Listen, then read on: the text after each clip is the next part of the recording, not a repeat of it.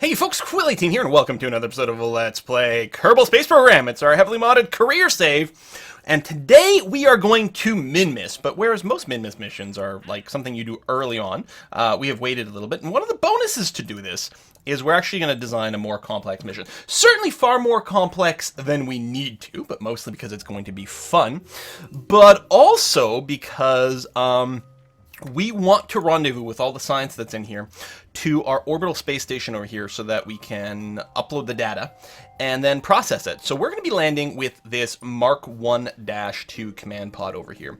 And we are going to be bringing a pair of scientists with us. I guess Bob's fine. Bob and Neilney over here will do that. Because if they land... Actually, but you know what we might want to do is bring a couple that don't have any XP right now, just in case. So I'll probably hire a couple of new scientists to do that. Although, if I don't do it now, I'll probably forget and launch with the wrong people. Because if they land on Minmus, that will give them enough XP to get to level 2. Now, normally you'd have to return home to lock that in, but if we get them docked to a... I like this. I don't know what mod this is running. Is this part of the base game? I'm assuming it's one of my mods, but I don't know. Random scientist... oh yeah, it is. It's one of the training things where you can start at a higher level if need be, but that's okay. We'll get a couple of level 0 scientists in here, and then that's what we'll do. I was saying something, I don't remember what it was. Oh yeah, but if you put them in a training module, one of those science modules, you can have them register their XP, and then their levels will actually take effect. So if we got some level 2 scientists in the space station, they will tick up significantly faster. So that's our goal for today. So what we're going to have to design is something that, can land on Minimus and take off again. That's one thing. But also can dock to a space station. And finally, we're going to want to return this home. I mean, that's a lot of stuff going on in one mission. So there's going to be a great... Do we not have... I don't have the sufficiently large heat shield. So this is going to be the lander, I don't know, big lander. I know, I should start with lander first. I guess we could just call it the lander Mark II, because we have a lander, is it just lander Mark 1? Lander Mark 1, so I guess we'll just call it the lander Mark II. Why not? Boom. I just want to save this, just... Not that we've done anything, but sort of set things up. So we need the 2.5 meter heat shield. I mean, we could design everything on the 1.25 meter platform still and use the hitchhiker module. That's certainly a possibility. There we go. Let's unlock this. That also gives us the Mark 1 lander can, which is interesting. It's only crew capacity of 1. And then that salamander command pod for a crew capacity of 2. Scout landing module Mark 2. Any chance it... I don't know what size that is, because that might be something that's useful. I don't know where that lander bit is. Is it under the ground stuff? It is. Oh, it is too, huh? Ideal for landing your first colony module. Yeah, well, I mean, it's got 4,000 electric charge. Yeah, so that's not what we're looking for here. But we now have the 2.5 meter heat shield. What is this thing? Ranger thermal control system. Oh, it's a radiator. I see. Uses electricity to do that. And then a parachute. And I think we very much are looking to just land this. I really think that's probably what we're gonna do here. Actually, hold on a sec. Hold on a sec. Do we want... We've got access to this little experiment storage unit, which seems like a good idea for us to have with this ship. And the reason I say this is because it would be very convenient for us to leave behind as many experiments as possible on Minmus to save weight.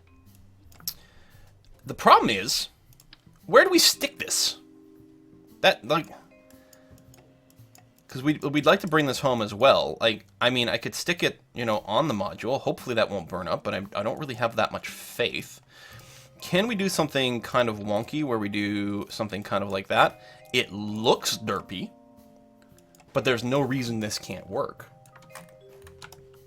How much electric charge do we have in this thing? Probably quite a bit. 600 electric charge. Excellent. And it's got powerful reaction wheels, so we shouldn't need anything else. So let's assume this is what we come home with. I know it looks kind of ridiculous, but I think it's like, if we transfer... Yeah, if we transfer the experiments into the science bay, they might not be in here anymore for the actual return home. I don't entirely remember, and it's fine. That's fine. Okay, we're going to go with this. Now, another question I have, do we have the, like, the hex core?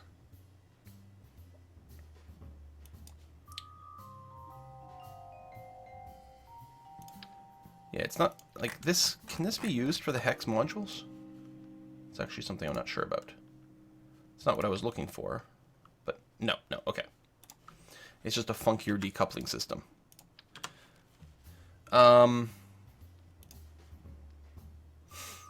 Because this is the quad core. I don't think we have, huh? Core? No, it doesn't even, like, search properly. So I'm trying to find a way to cram in all these experiments, and these would be the best. I'm starting to wonder if we should just design on the 1.25 diameter stuff and use the hitchhiker module, which is... I don't know under what category that is. Payload? Nope, these are service bays.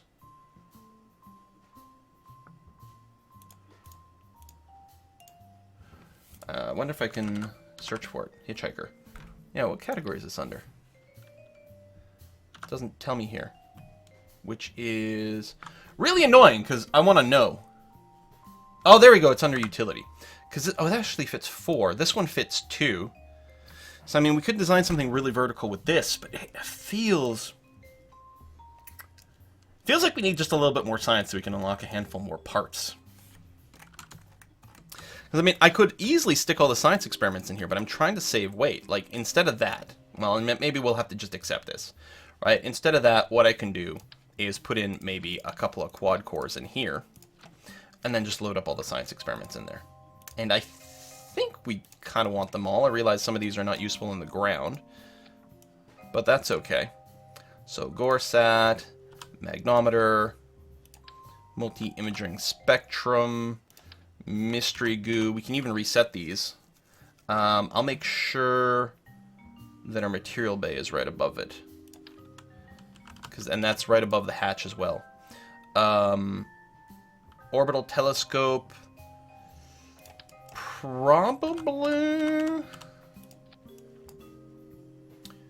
Press mat too hot. Do we skip the soil particles? Or solar particles, I mean? I think so. Actually, the soil moisture sensor only gets used in low orbit as well. And it's used for scanning surface stuff. So I don't know if it really matters too terribly much which one I leave. This is what? Scans upper layer of the surface. I mean, because we really want stuff that's ideal for, like, when landed. And I assume this can't be used on the ground. It doesn't say anything here.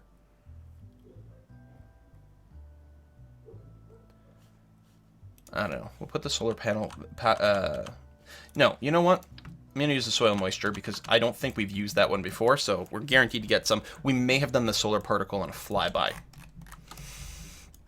Okay, so this is going to add a lot more weight to, like, all the stages.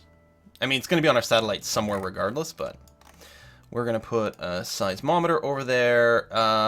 Core sample drill. Is this different from the surface ablation? I guess it is. So we need you to be there. Core sample. I don't know if this is something that needs to be able to reach. Okay, it does, but it does go quite far. Okay, so I think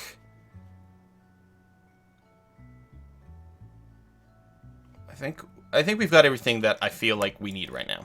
So let's design the next stage, which is going to be the one that we use to actually land on the planet and then take off again. We do have some Morocco Max fuel tanks. Like that. And let's see here. In terms of engines, if we were to just... Okay, that's going to be a crazy amount of thrust for min-miss. So I think just a pair is going to be more than enough. I think our reaction wheels are probably going to be plenty. So this is going to be 1,800 meters per second delta V in atmosphere, or in vacuum, which, I mean, we don't need very much to enter orbit around min-miss, land on min-miss, take off from min-miss. We will need some to work out our rendezvous, but it wouldn't surprise me if that turned out to be enough here. I don't know for sure. There's a possibility that things will go terribly, terribly wrong. I also don't like the fact that we're relatively tall, but I think a lot of our center of mass will be quite low with the fuel. I'm not 100% sure. I think, and I mean, landing on min-miss, we can land on the Great Flats, so we don't have to worry about landing on any sort of tipped surface or anything like that. One of the questions I have at this point is, do we need a reaction control system to assist in our docking? Oh, God, docking. That goes away. Where is it? Coupling. Do we have the full... It is a full Clampotron, right? I should double check. I don't think it's Clampotron Junior. It'd be nice to have the shielded one for the ascent so that we don't burn that up. I think we're just going to have to, like, accept the fact that there's going to be additional drag. I don't suppose these can fit sort of on here, can they? Oh, it's interpenetrating, so no. We'll just put it down there. That's going to be okay. I don't think we need any antennas because we're not planning on transmitting science. We actually want to kind of capture as much of it as possible. Let me go and remove this, go back over here, and set up the chutes. Main chute, the single chute model. And we're going to be deploying it manually, so apply settings. Done. Excellent. Okay, so this is going to be sort of a fat min-miss lander, but I think it will suffice. I'm hoping the reaction control, or the reaction wheels are sufficient to turn us. So yes, do we need the RCS to do the dock? I mean, you don't need it. It sure as hell makes your life a lot easier, though. So maybe we will plan for that. And it'll make the stage a little heavier. Is there a difference between these? Oh, these are tiny. And these are the normal ones, which is what we're going to want. And we really need a quad setup still. I guess I'll go ahead and put them just next to the landing gear, because why not? And some near the top here, too. Oops. Hopefully they're relatively balanced around the center of mass. I mean, probably. And we're at least going to have MechJeb to help us be a little bit more stable than you might otherwise be. So I think that's okay. Now, these engines here, we could potentially design our next stage to not have its own engines, but just be an extra fuel tank with these pulling it along, which would save us the weight of putting another set of engines on here. Now, as long as these engines don't, burn up the side of my ship or anything like that, that actually will work fairly well. Right, if we do this, and we enable cross-feed, and this is a higher fuel flow, so I think...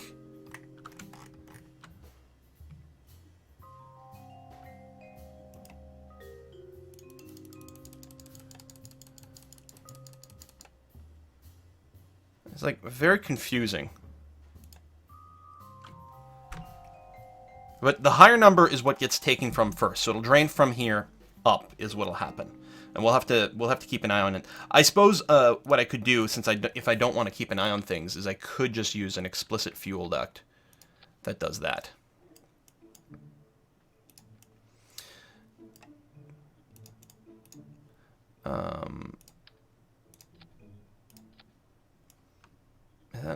I mean, I guess it's linked. It looks a little odd, but it must be okay.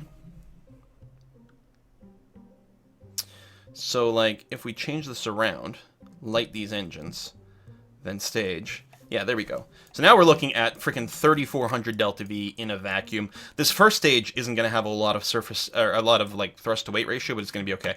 This is going to be probably enough to push us out of Kerbal orbit, enter min-miss orbit, and everything like that. I think that'll be okay, and we save a couple of pounds by virtue of not adding an extra engine over there. It's a little bit wonky, but I think that will be sufficient. So now we've got to actually plan our ascent stage, which is going to be that, plus, I don't know, big orange tank, plus a quad, nope, not that one, quad adapter like this, and then we can quadruple up on the swivel engines. How's that looking? That is not enough thrust to get us to go. Okay, so that tank, we're going to go and save some weight by probably going with something like this and then some side boosters. How's our thrust level with this? 1.12. Okay, that's going to be fine. We're still going to want more oomph than that to leave, but it's going to be a fine start. Got a fair amount of total delta V, but I think we're going to need some amount of kind of asparagus-y kind of stuff. So let's figure this out. I think what we're going to do is we're going to go with paired. And I think we're going to go with this kind of design. But, oops. We need to adjust the height so that things don't burn each other all the time. So as high up as possible that way. Then grab a swivel engine and put it under there. And retweak this so that they're all going. So that's enough surface level thrust to be satisfactory. And you're going to go like that. There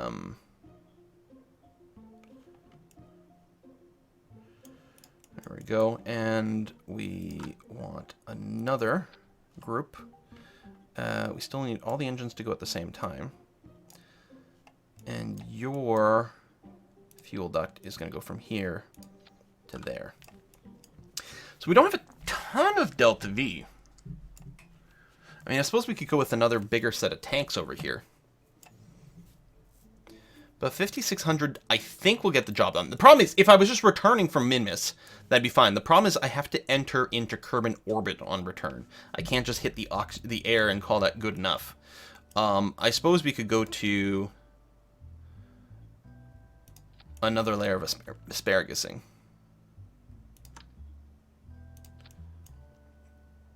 I think the fuel duct actually did go where I want, which is interesting. There we go, kind of like that. So all the engines are lit. We have a lot of thrust to start off with. We're now at 6,000 delta V. All right, this is kind of going to annoy me and probably everyone else if they're not arranged a wee bit more symmetrically. No, I didn't want to take it off of there. I want to grab the decoupler. Thank you. And put you in there.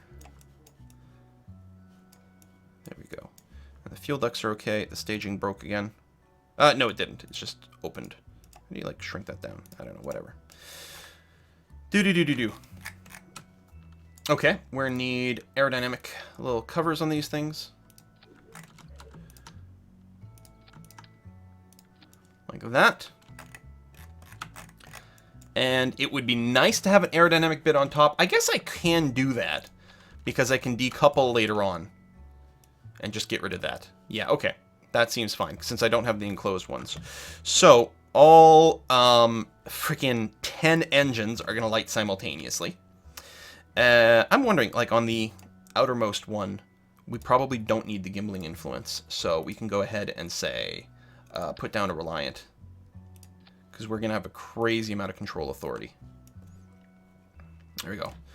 And probably the next stage as well. There we go. We'll call that good enough. And put you in there. Okay. I don't think it's made much of a difference. But our initial thrust is going to be quite potent. That's okay. So we eliminate a lot of gravity drag. All right. So all these go. Then we asparagus off the outer, then that one, then that one. Then we drop this. We drop the ascent stage. Light the orbital engines, which are going to drag a fuel tank for a while until we drop that. At some point, we're going to dock And then after we dock, we're going to decouple from the station, break orbit, drop this, land using the heat shield, and the twin parachutes over here. Hopefully we've got all the experiments set up properly. Whoo! Oh, we don't need batteries. Now, there's a lot of electric charge in here. A lot. Oh, we don't have any solar panels. Ha! That's what we don't have. Do we want to put a couple of really big ones on here? No, we don't, and I think we're going to want retractable ones. Well, no, because it's not going to have to re-enter the atmosphere. But the big ones, I think, would have too much of a chance of being accidentally snapped off on our landing or something like that. So we'll just get a set of solar panels over here. And that's probably going to be sufficient. It does feel a little bit safer if you've got a couple of... Oh, there we go. Just a couple of these bad boys over here as a redundancy in case something happens. Oh, life support. Right. We have 3 days worth of food and whatnot. That's not going to be enough. We don't need much more. I'm thinking, like, while I tend to go with the inline ones, what I think I'm going to do is just use one of these outer cans. There we go. Generic supplies. Sure, symmetry mode. How much does this give us?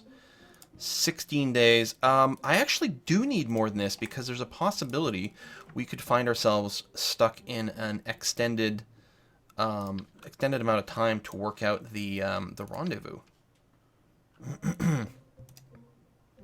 114 days. I think I feel much, much, much safer with something like that.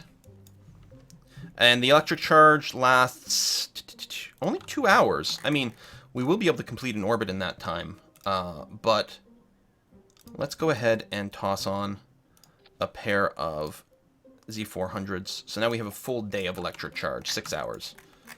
Again, way more than we should need. But, hey, over-designing things is the government's job. So we lost some Delta V. Do we have enough for this? I think so. Let's go ahead and add some braces here for the launch. They're not actually centered, and that'll annoy me a little bit. Something like this. All right, let's see if we can get it to orbit for the end of this episode. So we've got 2 unexperienced scientists. Valentina's going to be flying this thing. Sounds good to me. Let's do it. Bump, bump, bump, bump, bump, bump. We still have a tourist we've got to do a mission for. Still, if this goes well, we're going to get a ridiculous amount of science. I mean, first of all, just the planetary landing is worth a lot of science. But the big thing is the... Oh, I forgot something. Revert to vehicle assembly. The big thing is going to be loading them into the science experiment. What I forgot was to strut the bottom of these things. Yeah, oops. I could use one of the auto strut tools, but, you know, who doesn't like placing struts, man? You gotta strut your stuff. I'm sure a lot of people have made that joke. I'm sure I've made that joke before. What is this thing? Oh, the ground pylon for the Kerbal inventory and Kerbal construction system. Or I guess they're called KIS. KAS. It's KIS for Kerbal inventory system, KAS for Kerbal assembly system? Probably. All right, no more. What?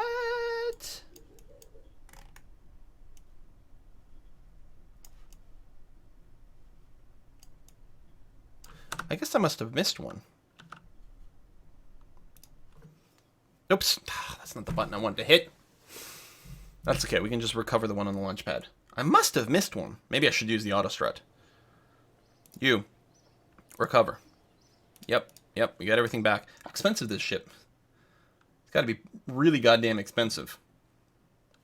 100 grand. So, we missed you. Yeah, we did. Alright.